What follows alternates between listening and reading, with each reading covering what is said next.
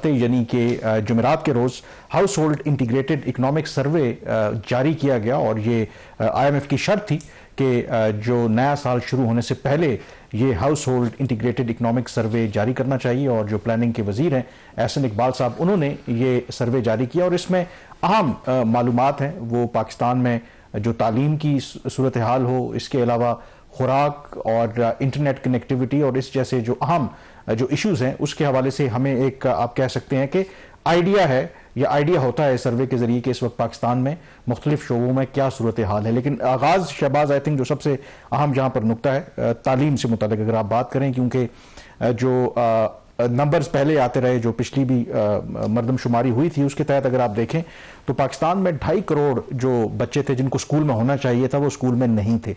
लेकिन इस रिपोर्ट की एक हाईलाइट तो ये है कि उसमें कमी वाकई हुई है, शायद 2.5 करोड़ से ये कम होकर 2 करोड़ अब तक आ गए हैं। लेकिन ज़ाहिर है कि devil lies in the detail, मुख्तलिफ रीजन में मुख्तलिफ सूरत हाल है।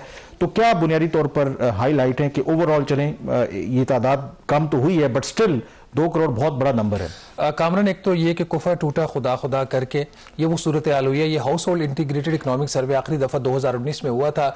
चूंकि इसमें एक पिक्चर आपको आ जाती है वो भी सरकारी सतह के ऊपर कि पाकिस्तान में जो सोशल इंडिकेटर्स हैं, जो इकनॉमिक इंडिकेटर्स हैं जिनका ताल्लुक डायरेक्टली लोगों की जिंदगियों के साथ है, उसकी क्या सूरत हाल है। तो ना तो PTA की गवर्नमेंट ने ना PDM की गवर्नमेंट ने ये कोशिश की कि ये सर्वे करवाया जाए।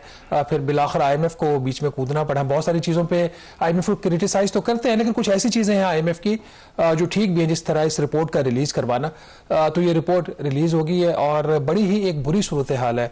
बुरी सूरत हाल में इसलिए कह रहा हूँ कि जिस मुल्क में 7.5 करोड़ बच्चे हों जो कि स्कूल गोइंग उनकी एज जो 5 साल से लेकर 16 साल की उम्र के बच्चे, उस 7.5 करोड़ में से अगर 2 करोड़ बच्चे जो है वो स्कूल ना जा रहे हों किसी भी वजह से, तो ऐसी कौम कभी भी तरक्की नहीं कर सकती।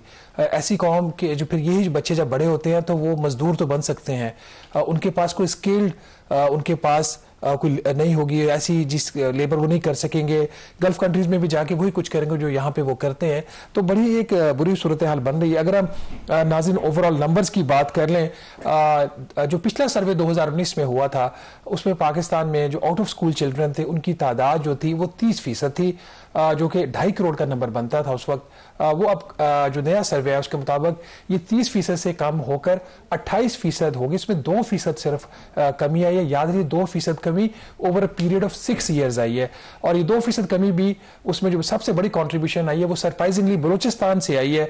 बलूचिस्तान के बाद 2 और सूबे जिनका कंट्रीब्यूशन इक्वल है वो खैबर पख्तूनख्वा और सिंध है। पंजाब जिसके पास सबसे ज्यादा वसाइल जाते हैं ज्यादा आबादी होने की वजह से, वहां पे जो सूरत है उसमें कोई 6 साल में तब्दीली नहीं है। अगर नंबर्स की बात कर लें, आप अपनी स्क्रीन पर भी देख रहे होंगे इस वक्त पंजाब में जो आउट ऑफ स्कूल चिल्ड्रन है उसकी जो रेशो 21% 2019 में थी वो आज भी 21% है। 2 करोड़ बच्चे जो आज भी स्कूल से बाहर हैं किसी भी वजह से, उसमें तकरीबन 1 करोड़ बच्चे वो सिर्फ पंजाब के अंदर, क्योंकि सबसे ज्यादा आबादी वाला सूबा है तो सबसे ज्यादा जो नंबर है इन एब्सोल्यूट टर्म्स वो पंजाब में ही है। अगर रेशो 21% कम भी इसलिए है कि जो पूल है वो बहुत बड़ा है। इसी तरीके से अगर आप देखें सिंध की कंट्रीब्यूशन, सिंध में 42% बच्चे जो थे वो आउट ऑफ स्कूल थे। जो टोटल स्कूल गोइंग एज है बच्चों की इसमें 42% थे 2019 में, ये नंबर अब कम होकर 39% पे आ गया है। खैबर पख्तूनख्वा जहां पे PTI की गवर्नमेंट और PTI का नारा ही तालीम और सेहत है, तो वहां पे भी इंप्रूवमेंट तो है लेकिन मामूली इंप्रूवमेंट है। 31% से कम होकर 28% पे आगे। तो जैसा मैंने स्टार्ट में कहा था बलूचिस्तान, वहां पे 59% जो बच्चे थे वो आउट ऑफ स्कूल थे, ये रेशो कम होकर 45% के ऊपर आ गई है। कामरान, ये एक ओवरऑल पिक्चर है, इसके अंदर within a story there is a story. बिल्कुल, वही मैं पूछना चाह रहा हूं कि आपने इसके हवाले से जो खबर भी की थी और ट्वीट भी किया, तो उस पर नेचुरली जो PMLN या हुकूमत के चाहने वाले हैं या सपोर्टर्स हैं उनकी तरफ से एतराज़ भी किया जा रहा है कि ओवरऑल अगर ये बात कर रहे हैं तो उन्होंने जो कंपैरिजन है, कहते हैं कि शहबाज साहब ने ये कोई फेयर एनालिसिस नहीं किया कि बेशक अगर पंजाब में जूं की तूं सिचुएशन है, लेकिन अगर आप बाकी सूबों के साथ कंपेयर करें, नंबर 1 2 रीजन उन्होंने दिए। एक तो सबसे ज्यादा आबादी, ऑलमोस्ट 50% से ज्यादा आबादी पंजाब में है, फिर 21% जो है आउट ऑफ स्कूल चिल्ड्रन बनते हैं, लेकिन बाकियों के साथ अगर कंपैरिजन करें तो वो कंपैरिजन बनता ही नहीं है। तो इस लिहाज से वो क्रिटिसाइज भी कर रहे हैं आप पे कि, और ट्रोलिंग भी हो रही है कि ये आपने एक अननेसेसरीली इसको एक मनफी जो पिक्चर प्रेजेंट करने की कोशिश की है? देखिए, ट्रोलिंग हमारे लिए नई चीज नहीं है, हम बर्दाश्त करते आए। पीएमएलएन के टाइम जो पहली गवर्नमेंट थी, पीटीए के टाइम पे भी ट्रोलिंग होती रही, थ्रेट्स भी आते रहे, पीडीएम के टाइम पे भी होता रहा, पीएमएलएन वाले फिर करके देख ले, कोई फर्क नहीं पड़ता। हमारा काम है, हम अपना काम करेंगे। अब जरा एब्सोल्यूट नंबर्स पे आ जाए। आपने बात कही कि जितनी बड़ी आबादी उतना ही बड़ा ये नंबर होगा आउट ऑफ स्कूल का। परसेंटेज कुछ लोग कह रहे हैं कि 21% को आप कैसे कंपेयर कर सकते हैं 45% के साथ। देखिए, सबसे ज्यादा वसाइल कामरान कहाँ पे जा रहे हैं? पंजाब के अंदर। सबसे ज्यादा जो डेवलप्ड सूबा है चारों सूबों में, वो कौन सा है? पंजाब। तो जिस मुल्क के अंदर जो सबसे बड़ा आबादी वाला सूबा है, जिसके पास सबसे ज्यादा वसाइल जा रहे हो, और वहां पे सबसे ज्यादा बच्चे जो है वो आउट ऑफ स्कूल हो, ये कोई मामूली बात नहीं है। अब इसकी एक और, अगर मैंने इसको ट्विस्ट देना तो मैं फिर ऐसे देता कि 2 करोड़ बच्चों में से 1 करोड़ जो बच्चे हैं वो आउट ऑफ स्कूल पंजाब के अंदर है। ये ट्विस्ट होता कि जितने बच्चे स्कूल के बाहर हैं इस वक्त पूरे पाकिस्तान में, उसके आधे बच्चे जो है वो सिर्फ पंजाब के अंदर है। ये ट्विस्ट होता, लेकिन वो रिफ्लेक्ट ना करता ग्राउंड रियलिटी को। अब होता है 21% इसलिए कम है, जैसे मैंने पहले कहा कि पूल बड़ा है, 1 करोड़ के जो बच्चे हैं, और फिर उस लिहाज से अगर आप देखें जो उनकी परसेंटेज और फिर जिस तरीके से तरक्की को क्लेम किया जाता है, तो उसमें तो इनकी जो एक परफॉर्मेंस है वो आप सबके सामने। इसमें कुछ जो गवर्नमेंट ऑफ पंजाब के लोग हैं, उन्होंने सोशल मीडिया के ऊपर बड़ा इस पर रिस्पॉन्सिबल इस पे उन्होंने कमेंट भी किया, जिसमें एक उनके ऑफिसर हैं गवर्नमेंट ऑफ पंजाब के, उन्होंने कहा जी कि जो चीफ मिनिस्टर है वो कोशिश कर रही है, इस तरीके से कोशिश कर रही है। उन्होंने कहा जी स्कूल जो है वो आउटसोर्स किए जा रहे हैं। इस पे मेरा थोड़े से कंसर्न है कि आउटसोर्सिंग जो है वो इस मसले का हल नहीं है, क्योंकि आउटसोर्सिंग का तो मतलब ये हो सकता है फिर जो कॉस्ट है of going to the school वो और बढ़ जाए। जो प्राइवेट एंटिटी है, ये कोई भी उस स्कूल को जब लेगा गवर्नमेंट से, तो वो क्या करेगा? वो तो फिर अपना उसको प्रॉफिटेबल करेगा ना। जो हुकूमतें होती हैं वो तो तालीम में से मुनाफा नहीं कमाती ना। और उसमें ये भी देखने वाली बात है कि क्या जो बच्चे वालिदैन स्कूल नहीं भेजते, क्या उसकी वजह रिसोर्सेज की कमी है? आई मीन गवर्नमेंट लेवल के ऊपर, मतलब ऑब्वियसली जो सरकारी स्कूलों में तो तालीम फ्री है, तो आप ठीक कह रहे हैं कि वर्चुअली फ्री है, उसमें मामूली से ना होने के बराबर उसकी फीस होती है। और अच्छा, इसमें अगर वजूहात की तरफ देखा जाए ना, पूरे पाकिस्तान में भी आपने वजूहात, और अगेन ये नाज़रीन, ये आपको ये रिपोर्ट आप देख सकते हैं, ये हुकूमत पाकिस्तान की रिपोर्ट है, ये प्लानिंग कमीशन की रिपोर्ट है, और खुद एहसन इकबाल साहब जो प्लानिंग के वजीर हैं, उन्होंने कल बड़ी दर्दमंदाना अपील की मीडिया से कि खुदारा इस पे बात कीजिए, खुदारा इन नंबर्स के ऊपर बात की। और उन्होंने खुद कहा कि मुझे तसल्ली नहीं है इन नंबर्स के ऊपर। ये एहसन इकबाल साहब की कल स्टेटमेंट थी। ऑल दो एहसन इकबाल साहब जो इवेंट में थोड़ा सा लेट पहुंचे थे, बट वो आए और उन्होंने बड़ी अपील की मीडिया, तो मीडिया अपना काम कर रहे हैं। जरा अब जरा हौसला रखिए तनकीद को बर्दाश्त करने का। अब वजूहात के ऊपर आ जाते हैं। वजूहात कामरान अगर आप देखिए पूरे पाकिस्तान के अगर हम बात करें, बच्चे, अच्छा इसमें जो 28% का नंबर है ना आउट ऑफ स्कूल का, इसमें 20% ऐसे हैं जो कभी स्कूल गए ही नहीं, और 8% ऐसे हैं जो स्कूल गए लेकिन उन्होंने स्कूल छोड़ दिया। अब जो हम वजूहात बता रहे हैं 8% के, जो बाय एंड लार्ज बाकियों से भी मिलती जुलती होंगी, यही होगा। पूरे पाकिस्तान में देखें जी कि वालिदैन ने इजाजत नहीं दी स्कूल जाने की, उसमें लड़कों में ये रेशो 0 है, 0 कि वालिदैन वजह नहीं है बच्चों के, जो बॉयज हैं उनके स्कूल ना जाने की। बच्चियों में ये पूरे पाकिस्तान में रेशो 11% है। तो दैट रिफ्लेक्ट्स द कल्चर कि हम बच्चों को अभी भी प्रायोरिटाइज कर रहे हैं, और जो डिस्क्रिमिनेशन बच्चियों के साथ हो रही है। तालीम बहुत महंगी है पूरे पाकिस्तान में, ये जो रेशो है ये 17% है, और इसके लड़कों के लिए और ये लड़कियों की भी बाय एंड लार्ज यही रेशो है। फिर स्कूल जो है बहुत दूर है, ये सिर्फ इसकी वजह 5% है पूरे पाकिस्तान में, और बच्चियों के लिए भी अच्छा ये वजह 10% है, क्योंकि बच्चे ज्यादा दूर ट्रेवल करते, बच्चियों के लिए मसला होता है।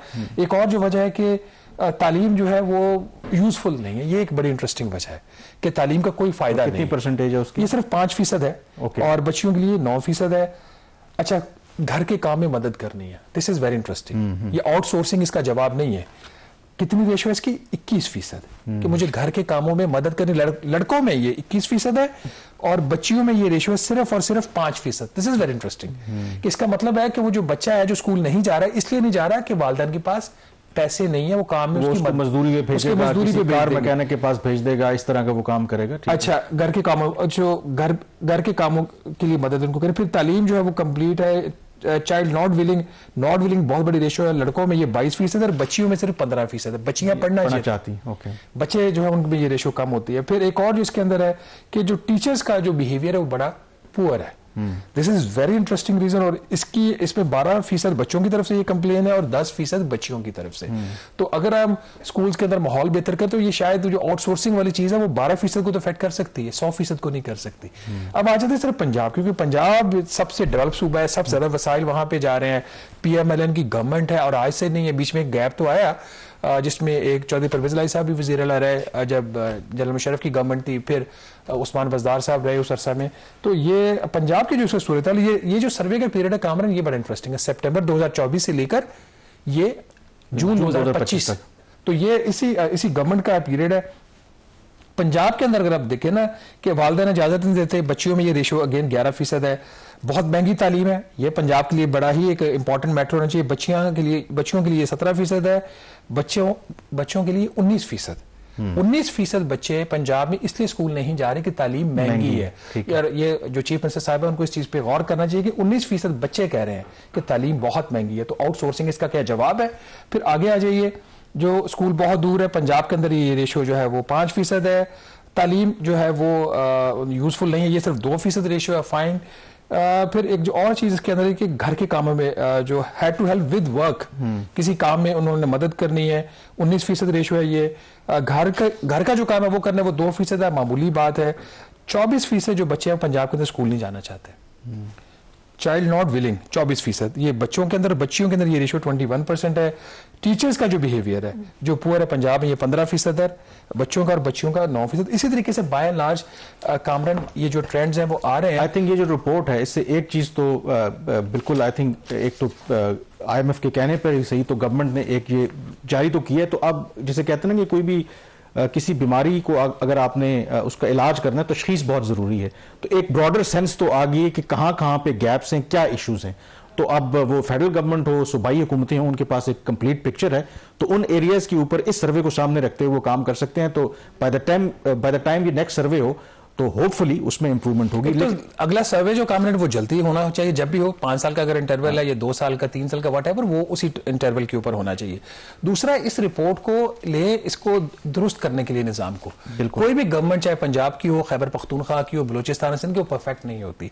और अगर जो कोई एफर्ट करे तो उसको अप्रिशिएट करना चाहिए, बजाय इस डिबेट में पढ़ने के हमने तो ये किया, वो किया।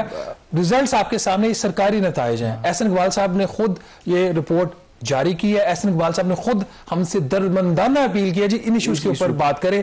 ब्रेक पे जाने से पहले कामरान वेरी क्विकली वो जो एक दो चीजें जो नाज़रीन और इस पे हाईलाइट करने वाली, इसके ऊपर हम कल के प्रोग्राम में भी इंशाल्लाह बात करेंगे। लेकिन जो फूड इनसिक्योरिटी है, जिसका ताल्लुक महंगाई के साथ, की जो कैपेसिटी है टू पे टू बाय उसके साथ है, और फिर फूड इनसिक्योरिटी जो है वो बहुत बढ़ रही है पाकिस्तान में। इस सर्वे के मुताबिक हर जो एक चौथा घराना है पाकिस्तान के अंदर, 24% जो घराने हैं वो फूड इनसिक्योर है।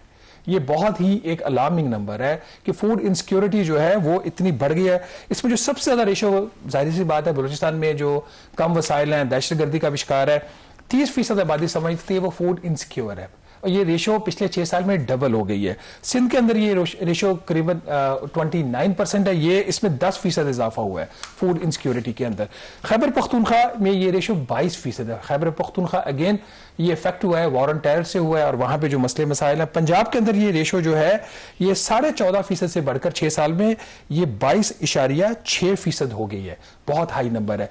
इसी तरीके से एक और जो चीज लास्ट थी ब्रेक पे जाने से पहले, कि इंटरनेट के हवाले से डिजिटाइजेशन का वज़ीर आज़म शहबाज शरीफ साहब का एक एजेंडा है, वो किस हद तक इफेक्टिव है। इंटरनेट पाकिस्तान में आज से 6 साल पहले इसकी जो पेनिट्रेशन थी वो सिर्फ 34% थी, अब ये 70% हो गई है।